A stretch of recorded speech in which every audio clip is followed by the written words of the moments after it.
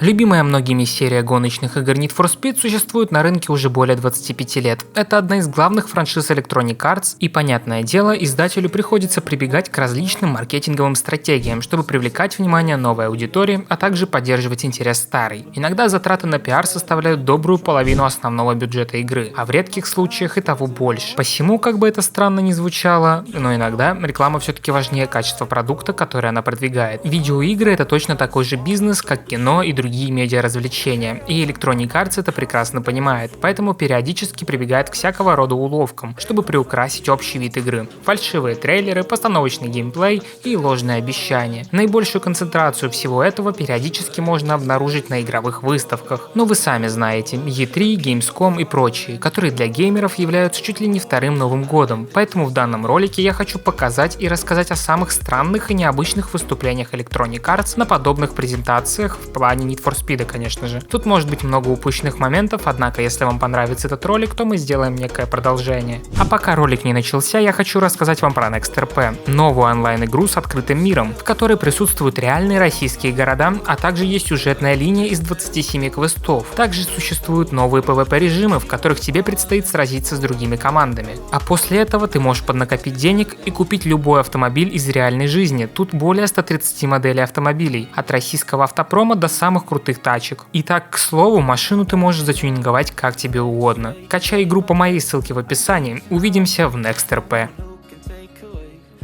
И сегодняшний ролик я хочу начать с презентации Gamescom 2017. Именно в этот день Electronic Arts совместно с BMW представили миру новый автомобиль BMW M5. Изначально на выставке показали небольшой короткометражный фильм, в котором исполнительный продюсер Need for Speed и тестировщик BMW решили обкатать новенькую M5 в Германии. В Германии, потому что именно там происходит Gamescom. Ну и по удачному стечению обстоятельств это также родина BMW. Все шло хорошо, но вдруг началась погоня, и Биба и Боба под X-Ambassadors пустились в бега. В итоге погоня закончилась тем, что главные герои подставили немецких полицейских, и представители правопорядка просто-напросто попали в аварию, а ведь они просто выполняли свою работу. Герои, не придумав ничего умнее, решили спрятаться в удачно расположенном на дороге грузовом контейнере. Двери закрылись, затемнение, и на экране появился логотип Need for Speed Payback. Все это транслировалось на экране во время Gamescom. На самой выставке свет погас, и зал услышал рев мотора. Включился свет,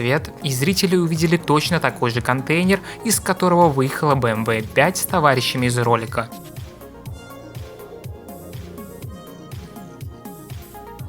А где-то в другой части зала стоял макет, изображающий в прыжке данную BMW и Skyline главного героя игры. Что же, я думаю, вы примерно поняли, какого рода презентации ждут вас далее в этом ролике, поэтому не будем медлить и продолжим, перейдя на Most Wanted 2012 года. К большому сожалению, в июне на E3 ничего интересного не было. Показали трейлер и геймплей, но вот уже в августе на Gamescom было намного интересней. Во-первых, Electronic Arts приготовили макет, состоящий из Aston Martin, Porsche 911 и полицейского Dodge.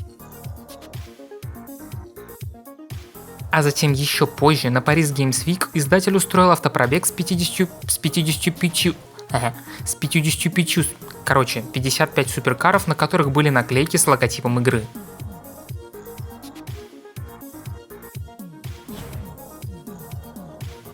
Аналогичное мероприятие прошло чуть позже и в Лондоне.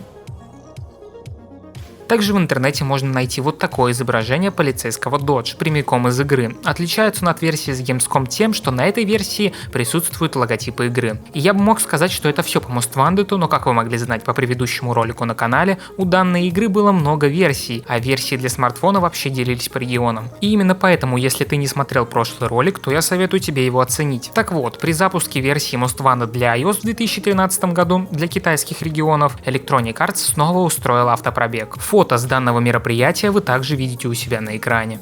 Так уж получилось, что мы идем от новых Need for Speed к более старым, поэтому давайте не будем нарушать эту традицию и перенесемся в 2010 год, где на E3 Electronic Arts при анонсе Hot Pursuit выкатила на сцену настоящую Pagani Zonda, а уже на Gamescom эту машину представили в другом цвете, в оранжевом, в фирменном цвете игры.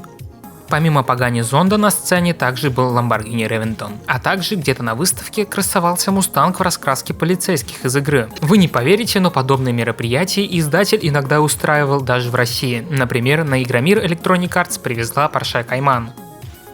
А уже позже ребята из Nerd Reactor устроили автопробег, посвященный игре.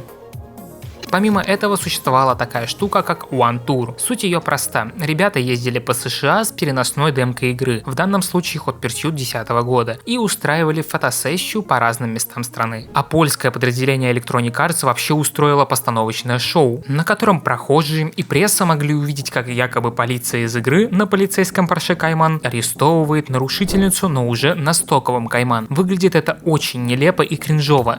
Это точно презентация видеоигры.